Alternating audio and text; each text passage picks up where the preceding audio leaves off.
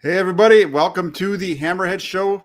Always on Monday, and I've got with me, as always, my partner in crime, Rob Shu. How you doing, Rob? I'm doing very well, Jack. As always, thank you for having me, my friend. Yeah, I'm looking forward to it. I should have introduced myself. I'm Jack Hammer of the Santa Rosa Press Democrat. Coming on here, our Hammerheads Show. We do it every Monday. Wanted to come in and just kind of break down the 49ers and how this offseason has played out for them so far. Before we get into that, I just want to throw out a few folks in the comment section. We have the notorious Gav from over in Wales. He was giving me a hard time on Twitter this week about the USA versus Wales in the World Cup. I hope he knows that Wales is going down, and they're going down hard. Uh-oh. But he says, not missing this for the world. Let's go Hammerheads. Good to have you on board, Gav. Raphael 5629ers, always in the chat. Good to see him. He says, what's up, Jack, Rob, and everyone? He's also a member of the Toolbox. So if you're not a member of the Toolbox already and you like the channel, go ahead and join in over there. Even showed out if you're following me on Twitter, you saw the design, the kind of beginning of a design for a T-shirt that's going to be given out too. Let's see what else we've got. Who else do we have?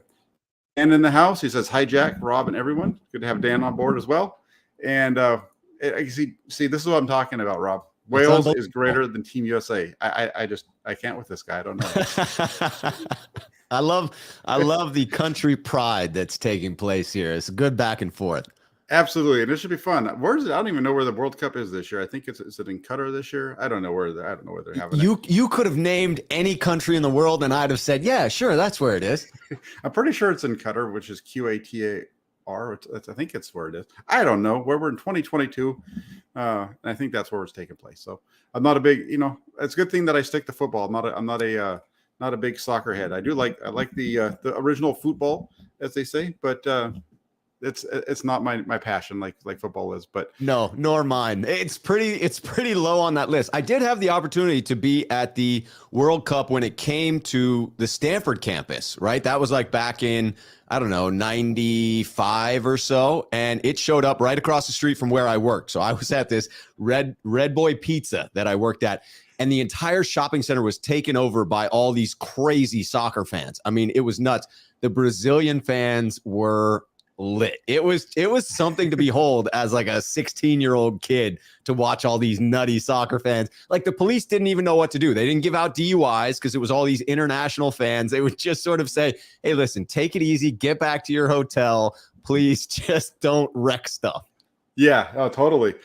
I don't have a whole lot. I have one instance of that. I was out in Barcelona in 2019, and it just happened to be like the second or third day that we were there. FC Barcelona was playing Liverpool in the semifinals of the not the Premier League, but the European Championship that they do over there, and it was wild. We were thinking of going to the game, weren't sure, and then we were just out walking around the town, the city, and we walk into this like square, and it's just wall to wall.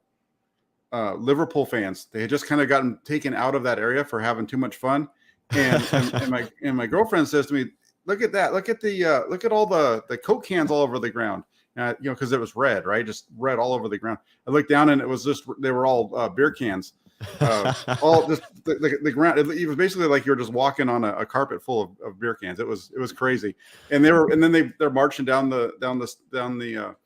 Las Ramblas in Barcelona, singing their song and everything, getting ready for the game. It was quite the scene. That's delightful. Yeah, I had never seen the grocery store in that shopping center stack as many suitcases of Bud Light as they did, and they were all gone immediately.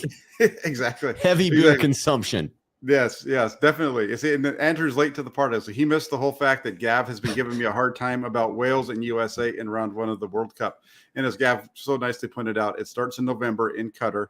They're doing it in November. I remember the story now. It's in November because it's so hot there. They have to do it as late in the year as possible to not have everybody catch fire in the stadium because it's going to be like 110 degrees out there. That's fantastic. Real quick, got a new member, Dan, joined the club. Thank you very much, Dan. Really appreciate that. Thank you. And then we have Carlos jumping in. Carlos RSD, I think it says there, with the super chat for 99 cents. There might be a question that comes up as well, but thank you very much, Carlos, for the donation.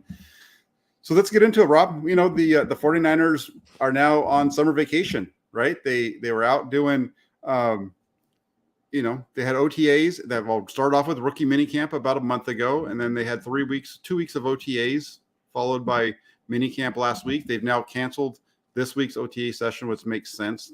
It's kind of going backwards once you get to that point. So they're off now until the end of July. Kind of a good time, I thought, for us to look back and see what we learned or our takeaways from the last 4 weeks. It's a great time to do that. And I honestly, the first thing I wonder is when the NFL is going to do something to eat up these 6 weeks of the calendar, because they seem to have taken over the entire 12-month calendar, and yet they have this dead period that's still in there. I'm sure they'll find a way to grab our attention with something, because I blame the NFL for us having to talk about soccer. It's not Gav's fault. It's the NFL for not having anything. So in talking about my takeaways from that period, the first thing that jumped out to me, Jack, was absolutely this is Trey's time and he's ready for it. That's the impression that I got from Trey Lance. Glowing reviews from coaches and fellow players, and a notable difference from Trey himself up at the podium, the energy. Then doing things like leader qualities, leader stuff that I expect, like sticking around Santa Clara this week for the additional week of practice, as Jennifer Chan has reported. So I see positive signs from Trey Lance, hear positive things from those that are watching him, and then, tune out the noise of those that are putting out negative stories that don't have inside access to the 49ers locker room. Yeah, I agree. I think Lance's performance over the last month, these were a step from where we saw him last year, right? Everything I've seen of him since the 49ers drafted him has been a progression, going from left to right. There's been maybe a little bit of bumps here and there on the road to where we are today, but I thought he was really good. The main thing for me was he was consistent throughout. There wasn't a bad day. Even when I look back at it, the day that I would say was kind of a whatever kind of a day was still pretty darn good. And that's what you're completing 75% of your passes, and you're hitting balls at all levels of the field, the deep balls, the short ones, and so on and so forth. And he was just on fire for most of it. And I'm looking forward to seeing what he does once the pads come on in training camp and they go out to, I know I won't be there for the practices in Minnesota, but when they go up against somebody other than themselves, and then what it looks like in the preseason and so on. It's just watching him continue to build throughout this offseason, I guess, is what I'm long way of saying that I'm looking forward to seeing, because it's all good. And then, like you mentioned, I think the way that he interacted with the media at the podium, I think that's something that maybe some people overlook. And I think that's a big piece to the puzzle as far as being the leader of the team. It's something that Jimmy Garoppolo did a very good job of. And I think that he stepped right into that role, over the last month, much better than he was last year, much more comfortable and much more affable. So much more comfortable, so much more affable. And it appeared he was attributing at least some portion of that to his new quarterback coach, Brian Griese, in coming in and being able to speak to Brian about what it was like to relate with the media, what it was like to be a starting quarterback in the NFL. And I do think that having a quarterback coach who was a starting quarterback within the NFL for a chunk of time offers a unique insight for Lance, a guy who comes in without that considerable experience. And to have started that meeting, when I heard that Brian Griese started to tap into the quarterbacks, why they get up in the morning, why they do what they do, what's their motivation for wanting to be great, I absolutely ate that up, because I too, in any leadership development course that I've done, in any courses that I've taught to people within companies, not on NFL teams, I have done the same. I always want to tap into what is it that you're motivated by as an individual. So I see that as great promise, that Trey is building a solid relationship with Brian Griese, who admittedly, even though I'm giving him the benefit of the doubt, was the coaching hire that I had the most questions about. Yeah, and I had questions about it too for the same reason. Probably a lot of the same reasons, with the lack of coaching experience and so on. Like Francisco says here, Trey Lance also has the most time logged in on the iPad, which is they can track how much they're studying the film and all those types of things. Always a that's good all thing. That's all a good thing. But yeah, the Griese piece, I think, originally I think there were some questions on my end, and then the more I thought about it didn't take very long to get there. But when I thought about it, Griese is a guy who he's definitely there to help him on a day-to-day basis through the grind, but he's also gives the 49ers a veteran without having to assign a veteran presence to play, right? They get a guy who's been through it all that can really teach him up and show him, here's the good stuff, here's the bad stuff. This is what you do, this isn't what you do. And he's doing it on and off the field. And I think it's great. And then he has Nate Sudfeld there as well. And people wonder about why did the 49ers re-sign Nate Sudfeld? I think there's a really good rapport between those two from last year. So I think, and Lance even mentioned that early in the offseason in the podcast with Rich Eisen. So I think there's, they've got a good group of people around him that he's working with on a regular basis. And between Brian Griese and Clay Kubiak, you have two decent, good coaches that are helping him out get ready for the season. And that's a great call out to say that the 49ers had someone who understood the system and had rapport with Lance and Nate Sudfeld, but is not an experienced NFL quarterback. They do get that added benefit from Brian Griese without having to eat it on the salary cap. It's under the expense of a coach instead. Absolutely. And they get to pay him more than he probably would get if he was. That's right. That's right. As a result. Real quick, we have E. Kim in the house with us. He says, hey, Jack and Rob, it's good to see you. Kim, I haven't seen you for a while, so it's good to have you on board. And then, it was just, it's been really good with everything with Trey Lance so far has been positive. Even his 2 interceptions. It's funny. You go back and you look at him, and even his 2 interceptions that he had in practices, one of them hits Brandon Ayuk right in the hands, and should be a touchdown. And instead it bounces off of his hands and it's intercepted to him. And the ball was just a beautiful throw. It was an out route. The defender's right there when he threw it. I was like, where's he throwing it? And then it gets past him because it just in perfect placement.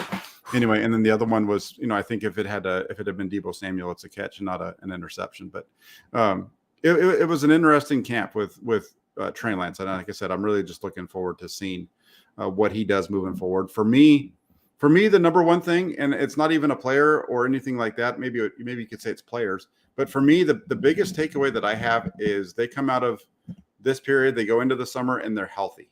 Yes. Relatively healthy. They last year they were dealing with a bunch of stuff. This year they have some guys that are nicked up and stuff, and their season in some ways, hinges on some of those guys that are not fully healthy being ready, like Mike McGlinchey and Javon Kinlaw, and some others. Elijah Mitchell had the knee surgery in the offseason. And then Azeez Al-Shaair with the shoulder and so on and so forth. So there's some guys that have to rehab and be ready to go, but they came out of this whole thing healthy and got a lot of good snaps, a lot of good reps, but they're ready to, they're going into this offseason ready to go.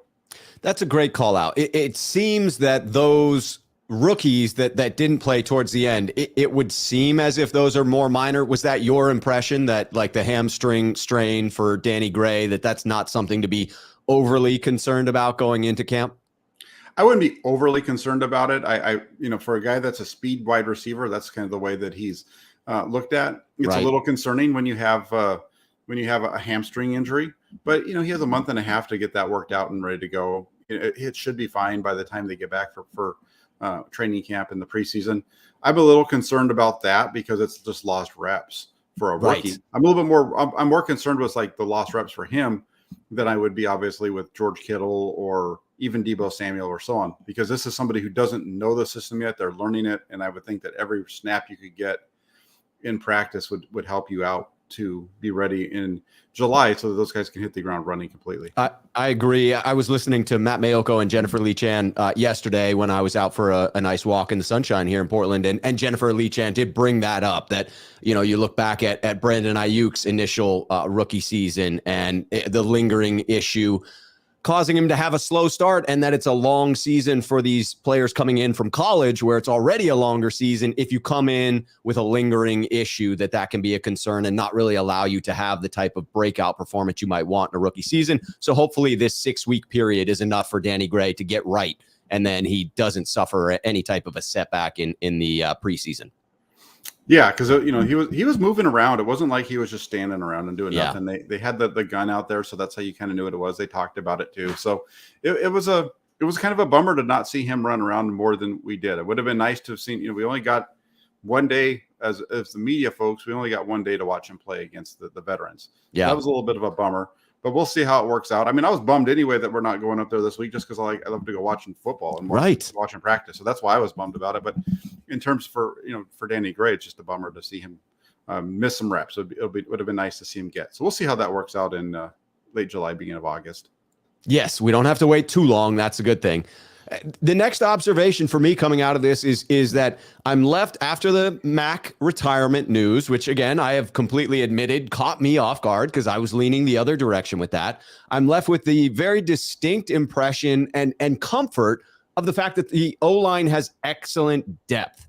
But I'm also left with the question mark of the fact that the starters still, to me, feel a bit of an unknown. I don't know who's going to end up grabbing those spots. Which of the three interior spots are going to have true levels of competition in camp? Does Mike McGlinchey make it back to the lineup for the start of the season?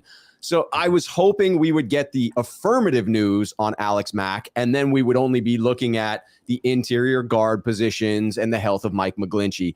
Now it feels as if I'm monitoring 4 out of the 5 offensive line spots. And admittedly, that does make me a little bit nervous. Yeah, I could definitely see that being nervous piece with the offensive line. That was one of my pieces, was I feel like we got some answers on the interior of the offensive line. We know that Aaron Banks is going to be at left guard. I feel we can write that down in permanent ink. He's going to be the guy at left guard. At center, everything's kind of pointing towards Jake Brendel being the center. And that's an interesting one because we don't know anything about him other than, he's only had 250 snaps in the NFL as at center, as an offensive lineman. So we don't really know a whole lot about him. So that's a tough one. And I think that when it comes to Jake Brendel, the one takeaway, if you want to look at something to make you positive, there's a couple of them. One would be his offensive line coach, Chris Foerster. That's who got him here to the 49ers. Right. They were together in 2016 and 2017 in Miami when Foerster was the offensive line coach out there. They weren't, he started with Dallas, I believe it was, before going to Miami in around October. But they were together. They spent some time there. And then it was Foerster that got him into the 49ers in 2020. He didn't play that year because of COVID. He opted out. And I think that opt-out could have been part of why the 49ers had the issues that they had in 2020, right? 2020 was a rough year for the 49ers. Their center was injured to start off with, so they kind of started off with a backup plan, and by the end of the year, they'd gone through 3 of them. And I think if Jake Brendel had been healthy or had chosen to play that year, maybe things would have been a little more settled, and we wouldn't be having these conversations now. I think that's a fair point. I do trust in the fact that that's the most senior offensive coach voice in the room, right? Foerster is absolutely now the trusted person next to Shanahan on the offensive side of the ball. Now the run game coordinator, right? So got that title from Mike McDaniel. And it does seem like if he's going to trust in Brendel, then I'm going to place some trust in Brendel as well. Yeah, there's no, that's one of the fun parts as you go through it. I tend to lean more towards the trusting the coaches at this point of the year than not, because they're the ones that are seeing them every day. They're the ones that go through it. I don't know enough about Jake Brendel to say that he's not okay. The knock on him is that he hasn't played enough, so that kind of leads people to thinking there must be something wrong with him. But what I would say is when you look at Jake Brendel, the other thing that I was going to mention, other than the Chris Foerster piece, is this is a guy who his combine numbers all match up really well with somebody who this fits in this offense. And, I've mentioned it a few times, his 20-yard shuttle and his 3-cone times at the combine, although it was 2016, they were very good. They were better than what we saw from Jason Poe, who the 49ers have on their roster now. I'm pretty sure that they were better than the other center that they picked up from Arizona State this offseason, the undrafted free agent there. So and I think they match up kind of well with what Alex Mack had done. So this is a guy who has the athleticism, and it's going to be interesting to see how it works out. And lastly, Trey Lance mentioned it himself. He worked all the time with him last year. So there's a comfort level between the center and the quarterback. Yeah, it gives me great optimism to combine all those things. It's still, I want to see it with my own eyes, but I have some optimism, some reasons for optimism. Oh yeah, and I agree with you. That's where we get into it, right? Because we haven't seen it, and so that's why we have the questions, because we haven't seen it. If we'd seen it, we wouldn't be quite so questioning it so much, which is probably why I don't question the Aaron Banks thing as much because I feel like I know a bit about him from all the film I watched of him from when he was at Notre Dame. Yeah. Even though I haven't really seen it yet with the 49ers. And it is fair to point out that with Aaron Banks in there at left guard, unless they start up a competition with Brendel and Brunskill at center, that then could lock in Brunskill at right guard. And you could feel pretty good about those two positions with those two players locked in there. And if they're right about Brendel, all of a sudden now you're just hinging on the health of Mike McGlinchey. So it feels like a couple of dominoes could fall here early on in training camp that really alleviate any of the stress around just how much change is going to take place on the offensive line. Yeah, and the last thing I'm going to make on the interior of the offensive line, the only two guys who didn't move amongst the group that was running with the starters, you got to remember, Trent Williams didn't get any reps. McGlinchey obviously didn't, and neither did Brunskill. They were all working on the side for the most part. So everybody else was moving around except for Brendel and Banks. They played left guard and center the entire time. They did not move their spots, whereas the school went inside and outside. McKivitz went inside and outside and left and right and all those kind of things. But those are the only two that stayed in their spots throughout the whole time. That's a key observation, Jack. Yeah. They want to make sure they get those guys as many reps as possible. That was my takeaway from it. Yeah. Right. Yeah. That's a good thing. Yeah. One of the other takeaways that I had was just that this rookie class feels very intriguing. I'm left with, again, some positive feelings about this draft class, both the draft class and a few names from the undrafted free agents that were signed. Several of the interior O linemen, very interested to see them with pads on. Burford, Zakel, Poe, Donovan West to a lesser degree. Drake Jackson drawing some decent praise from fellow players. Danny Gray showing burst. It raised my eyebrows with that hamstring injury, especially for a speed guy. But as we were just talking about, hopefully that is minor and doesn't linger for him. A Samuel Womack as a potential guy to compete at the nickel corner. And obviously Jordan Mason, that you have brought his name to my attention. Can he continue to impress with the pads on? Yeah, it's interesting. I like the Jordan Mason one. That's going to be a lot of fun to watch. I think Sam Womack's might have the biggest impact of the rookies this season because he's in a battle for the nickel spot, and that was one of my other. You kind of mentioned it already. It kind of is one of my takeaways was that battle for the nickel spot is going to be between him and Darqueze Dennard, and I think that there's a possibility that he's going to compete there and might get that job. He might be of the starters. He might be the one that gets the most run. Drake Jackson, as I have not been, I'm not smitten with Drake Jackson to this point. He looks really good in individual drills, and then you get him out with the team drills, and he kind of, where did he go? And we haven't seen Tyrion Davis-Price other than the rookie minicamp and the first OTA running route. So that's not really his game, right? So you don't really know what you've got in him. And then, like I said, we haven't seen enough of Danny Gray. So a lot of questions around those three. But the guys that are out there, Spencer Burford looks really good. He looks like he belongs. I think he's a guy that could be groomed for that right guard spot, maybe even right tackle down the road. That's one of my concerns is the McGlinchey thing. I don't know who's going to replace him if he's not there. They're not other than Justin School. So it'll be interesting. The rookie class definitely has some guys at the top end who we haven't seen enough of yet to really make any kind of judgments on. Yeah, absolutely. It makes me want to see more. Absolutely. So we need to get a better visual on them, and I think we'll get that in training camp and early on in the preseason. We'll get a little bit better idea of it. Danny Gray, he's a guy who you're looking to just take the top off the defense for Deebo Samuel and stuff anyway. So, I'm not sure on the numbers what he would put up, but you've got other guys that are already there. And then, like Gav says, you mentioned his name, Nick Zakel. He's a guy who he's going to be in a fight for, with some veterans for a position because that's a very deep offensive line, and you have some guys that can do inside and outside, maybe a little bit more than him. So it's going to be interesting to see what Nick Zakel does because when they drafted him, one of the things that they mentioned was that he'd be, getting some run at center. At least when the media was at practice, we never saw him do that. It strikes me just off the cuff that the defensive line is going to be near impossible to cut down when you're going to that 53-man roster. There are going to be some very difficult decisions that may need to be made there, and the Niners may try and tuck somebody away on an injured list to save an extra body there. But do you see the offensive line as being not equal to, but a difficult one to cut down as well? It seems as if there's considerable depth there. Both players, as you mentioned, that are veterans that are competing at those spots, but some new bodies that you want to see with pads on. I mean, Poe is certainly one of them, and Zakelj being another. Yeah, it's going to be an interesting group on both sides of the ball. I think they're very deep. I think on the defensive side, you're going to see them probably carry 11.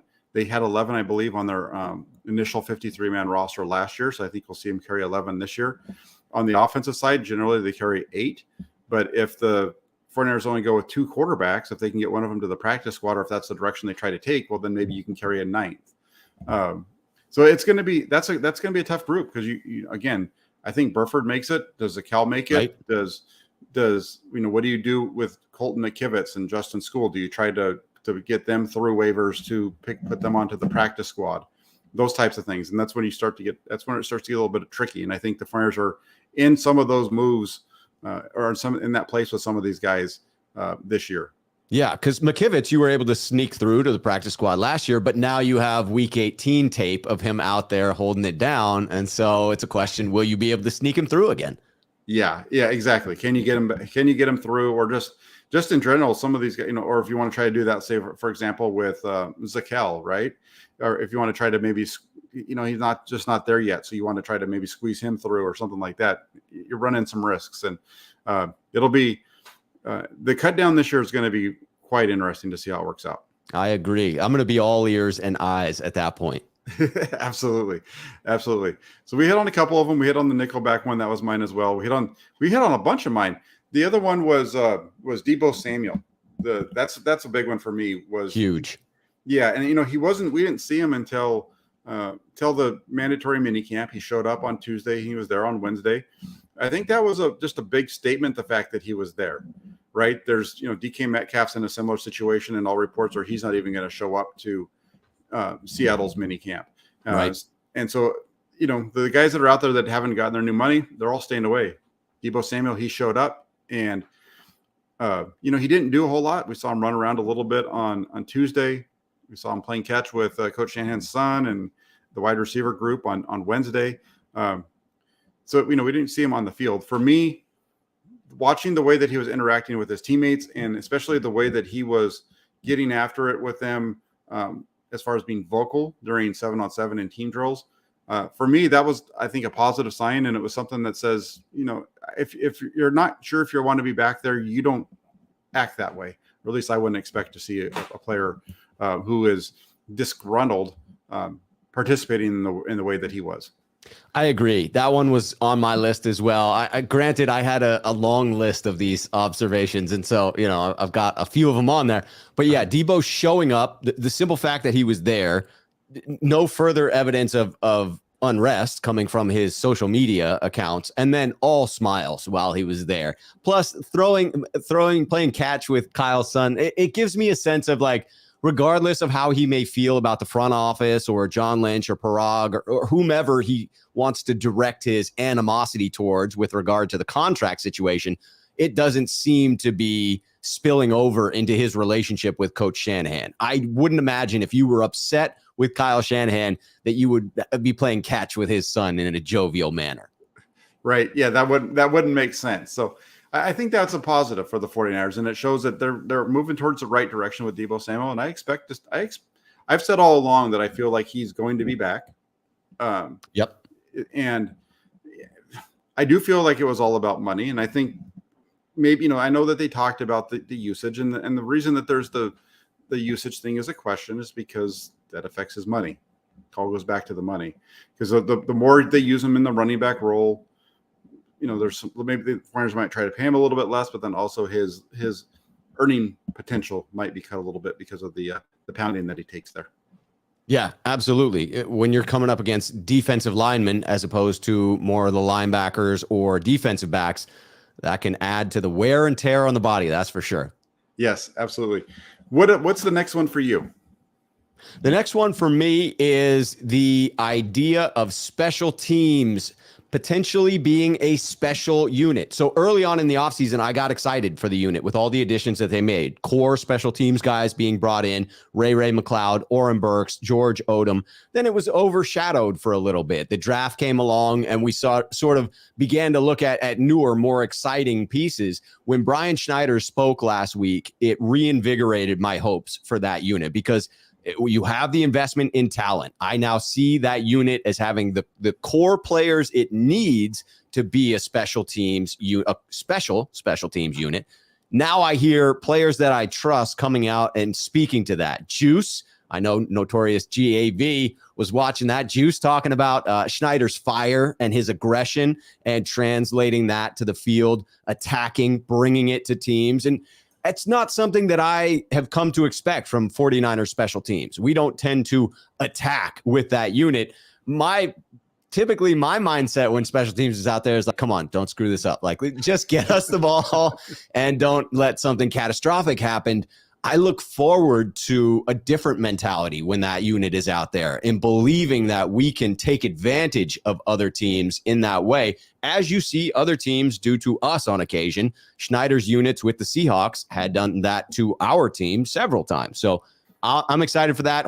Heard Oren Burks talking about it as well, talking about playing fast and physical and allowing guys to play without thinking too much. And that to me is always a good sign when you can play harder and think less and just act on intuition out there on the field. Yeah, 100%. When you get guys that can do, when you don't make it so that guys don't have to think and they can just go and play, that's how you get guys to play fast. And when the guys play fast, they make plays, and it builds from there. So that's a positive. And if the 49ers special teams can show some improvement, I mean, they were pretty bad the last couple of years. If they can get themselves to closer to where they were in 2019, when their starting field position on offense was one of the best in the league, and their starting field position for their defense was, around the middle of the pack, I think that would bode really well for a 49ers team that has a difficult schedule ahead of them. When you look at the teams that they're playing, just, make no bones about it. But I think that would go a long ways towards helping them get back to the playoffs in 2022. Yeah, absolutely. Especially early on in the season where, I would expect Lance to have a few struggles. He's had 2 starts. It's definitely going to be patience required for the young gentleman. I'm hopeful that he can come out and do some really special things right off of the bat, but I also assume that there will be growing pains there. And I'm old school. I believe in win 2 out of the 3 phases of the game, and you can win that game. This defense seems set up to be an elite unit. If they can, be effective within games, and then special teams can contribute, that will allow Lance to grow into his role a bit more, as opposed to having to be successful right away in order to get some of those early dubs. Yeah, absolutely. It would go so far. And that's kind of the hidden area that a lot of people don't think about that. I know they think about special teams when they see the negative piece of it, right? But they don't really put a whole lot of emphasis on it, which is partly why when the 49ers go out in free agency and they sign 3 guys who are going to improve their free agency, it's kind of people kind of rolling their eyes. They're not excited about it because they don't get to really see that. They're not really paying that close of attention, and the little things that go on in that area of the game are tough to pick up on.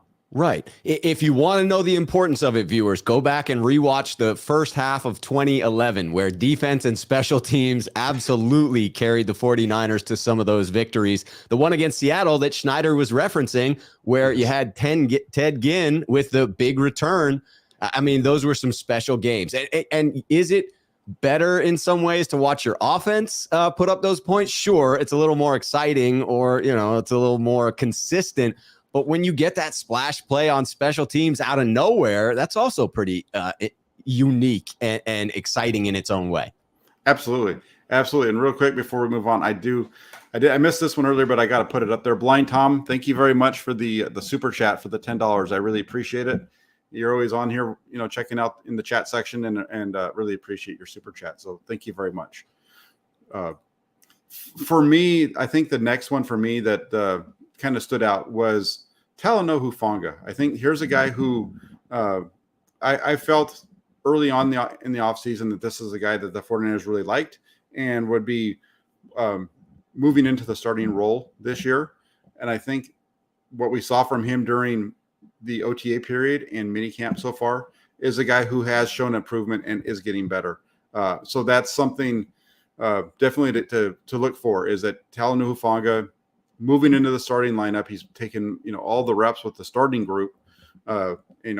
Him working with Jimmy Ward. Jimmy Ward had really nice things to say about him. I'm really looking forward to Talenufunga in 2022. He does have some weaknesses. He's going to struggle a little bit if he's left in on an island in coverage, and teams are going to try to scheme at him. But hopefully, going into year 2, what we've seen of him so far is a guy who seems to be able to see things in front of him really well and react, and hoping that can translate to what he does on the field this year. Yeah, Talenufunga ranks in a group of 3 guys that I just didn't take the 49ers seriously, where they kept telling us that they had faith in these individuals. I thought, well, they're just saying that. They're just saying that so that when they go into the draft, it's not obvious to other teams in the league where the deficiencies are on this team, what positions the 49ers need to address, and what they therefore might be targeting in the draft, to keep a bit of a cloak of mystery about who the 49ers would be targeting. But no, sure enough, the 49ers were not lying about their faith in Talenufunga. They were not lying about their faith in Jake Brendel. They were not lying about their faith in Darquez Dennard. All 3 of those guys have a chance to compete for those positions that they're in. And of that list, Talenufunga seems to be, neck and neck with Jake Brendel as the one who will claim that spot. I still do wonder if there will be a competition between Brunskill and Brendel. That's why I put it just a notch below Talenufunga. But from all indications early on in these camps, it looks like it's his position to lose. Yeah, and I can see, just kind of often on your second one, the Brunskill one real quick, I can see that being a competition. I can see them wanting to have that be having them compete for that job. To me, I think some of that depends on how well Spencer Burford comes along at right guard. Jalen Moore's looked okay at there as well. I'm really concerned about what happens over at right tackle. If Mike McGlinchey isn't ready, who's going to be your starting right tackle? Unless it's Justin School, because Jalen Moore has struggled out there on an island. He's not done well in pass protection. He's gotten beat quite a bit, and I think that could be a matchup to watch. Is maybe Brunskill, if they try to put him in there and see if he can push him. But for me, I'd rather see Brunskill stay at right guard personally, and have him stay there at right guard and have as few changes along that front as possible.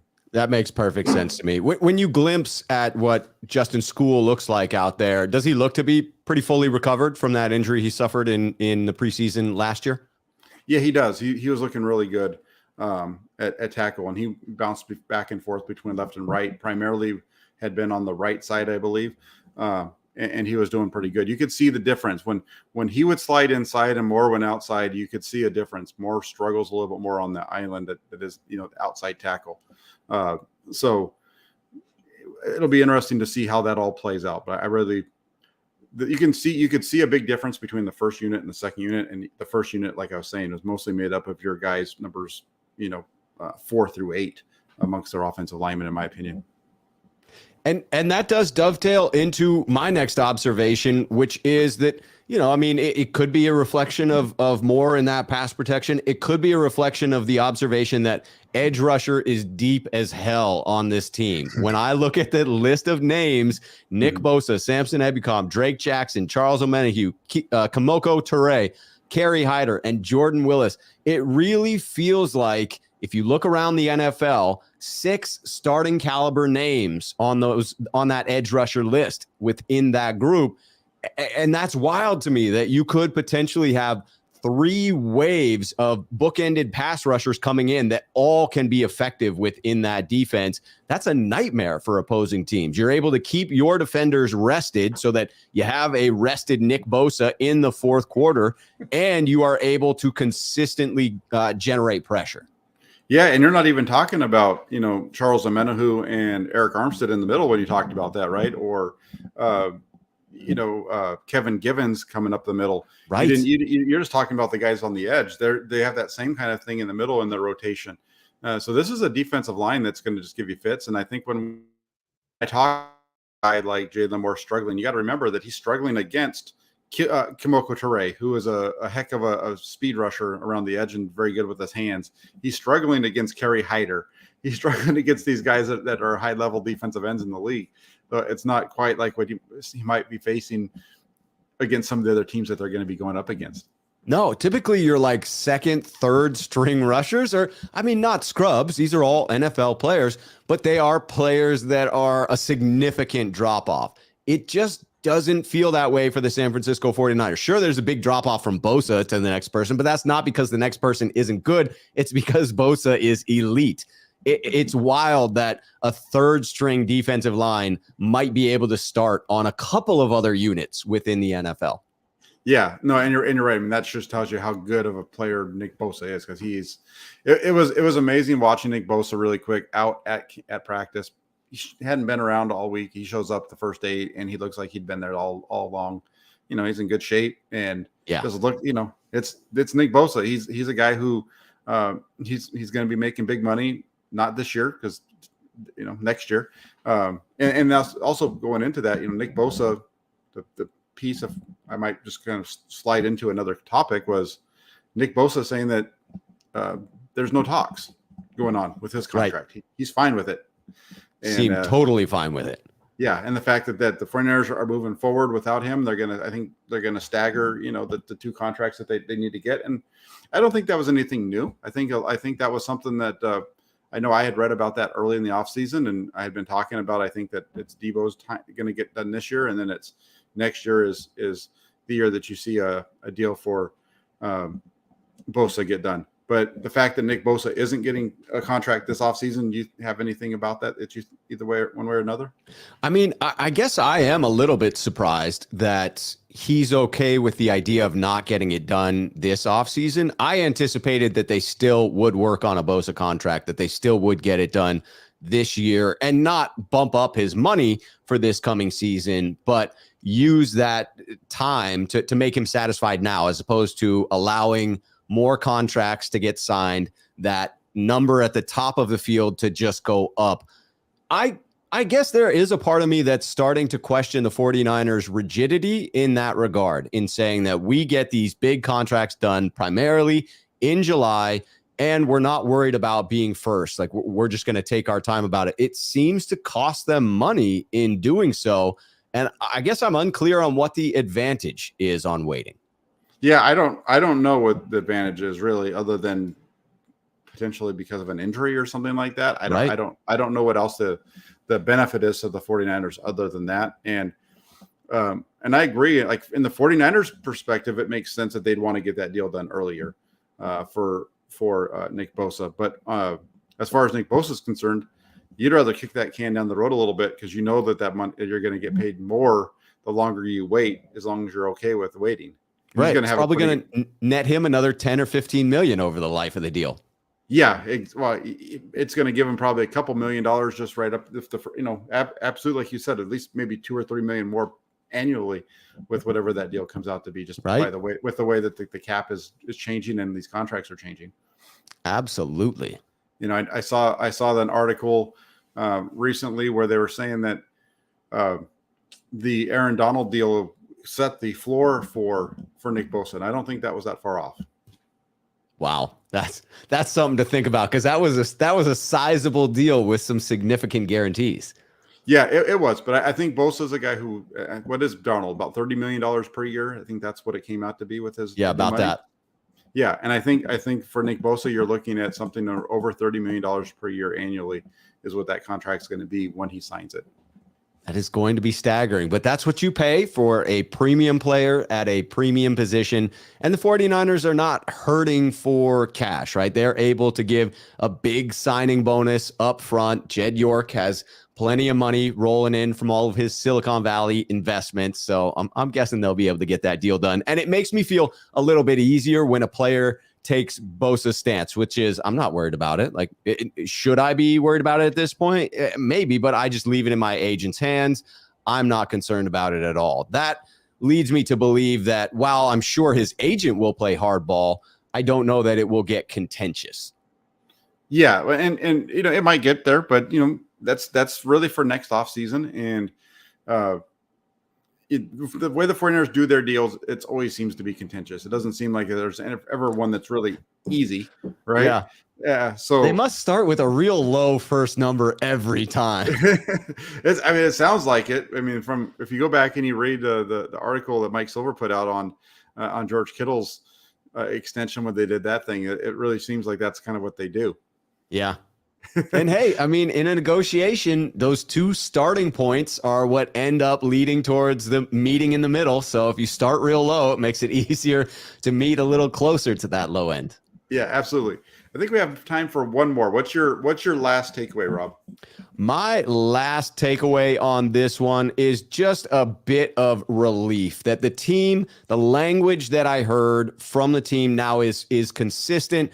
Primarily, I'm concerned with Jimmy Garoppolo, but again, it also applies to Dee Ford. It seems in both cases, we're just waiting on each to be healthy enough to pass a physical, and then it would seem Dee Ford would be released at that time. I would expect Jimmy to be in some trade negotiations. I do expect Jimmy Garoppolo to be traded. I was reading up. Matt Barrows is now of the opinion that the 49ers are going to need to consider eating a portion of that salary. Certainly that could be wildly dependent upon some other team within the league generating a need at quarterback and getting a little bit more desperate and being willing to pay. But I am certainly feeling as if the 49ers cannot trade Jimmy Garoppolo by the time we get to week 1, he will be released. He won't be on the team. It feels like that's the case when someone who's as connected with the team as Matt Mayoko has really landed on that opinion that Jimmy Garoppolo won't be there in week 1. So all of that then coincided with this faith in Trey Lance, in putting Trey Lance forward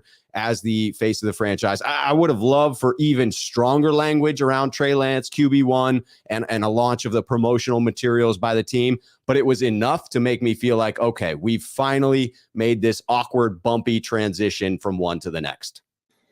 Yeah, the Trey Lance transition, that's been I don't know if it's been awkward. I think it's been awkward from the fact that everybody on the outside of the organization keeps wanting to push it forward. Right? Yes. I think it's that's more of an outside the organization thing than an inside, even as tough as it was for the players, like Jimmy Garoppolo said.